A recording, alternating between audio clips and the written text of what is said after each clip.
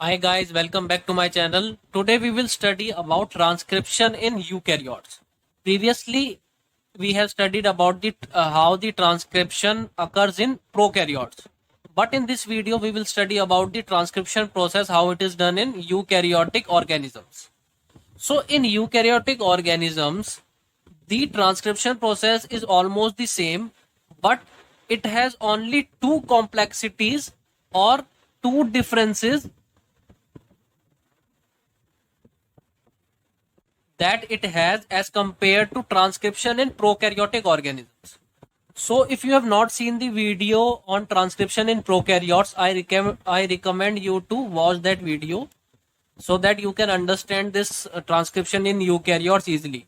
So for the brief introduction how the transcription in prokaryotes work, we have studied in that video that the RNA polymerase comes and gets attached to the promoter part of this gene and starts the process of transcription. So the RNA polymerase starts the process of transcription and starts transcribing this gene, and the second step, which is known as the elongation steps, gets started and mRNA is started to form. And then the third step, which is the termination step, comes, and this RNA polymerase activity of transcribing this gene and forming an mRNA gets stopped in the termination step. Now how this termination step works and what happens in the termination step that leads to the termination of the activity of RNA polymerase, and how this promoter gene helps in the initiation step, which is the first step. All of these steps I have discussed in the previous video, which is on transcription in prokaryotes. So all of these steps happens in transcription in prokaryotes. So now we are studying the transcription in eukaryotes. So all of this also happens in the eukaryotic organisms, but there are only two differences which comes after this. So the two differences are that in transcription in prokaryotes, there is only one RNA polymerase present. But in eukaryotes, three type of RNA polymerase are present.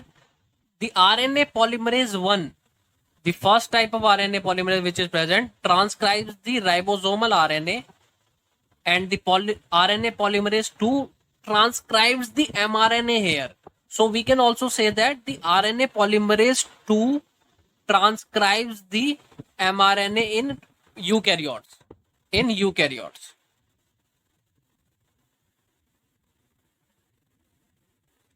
And the third type of RNA polymerase transcribes the tRNA. Now let's talk about the second difference or the second complexity in case of the transcription in eukaryotes. So the second complexity is that the RNA polymerase makes the mRNA, but before making the mRNA, it makes the precursor of mRNA, which is known as hnRNA. So how the hnRNA is different from mRNA, let's look at that. As after the second step of transcription in eukaryotes, which is the elongation step, the precursor of the mRNA, which is the hnRNA, is formed, and this hnRNA looks like this. The green portion here is known as intron, and the black portion here, which I have drawn, is known as the extron. The intron plus extron together they make the hnRNA, and this whole hnRNA, which is a precursor to the mRNA, is non-functional. So in order to make this as functional or mRNA, in order to make this as mRNA, we have to do certain steps. So the first step is known as splicing.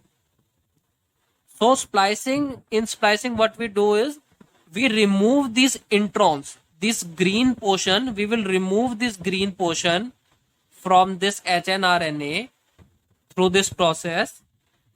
Now we will get this hnRNA, which is just made of the extrons. Now the second step what we do to make this a functional gene or the mRNA is the process known as capping, which is the second step. Now in capping, what we do is we add a nucleotide.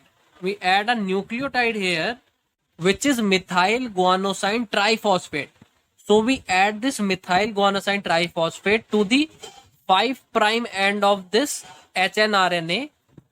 Now we will proceed with the third step, which is the tailing process. In tailing process, what we will do is we will attach adenylate residues here.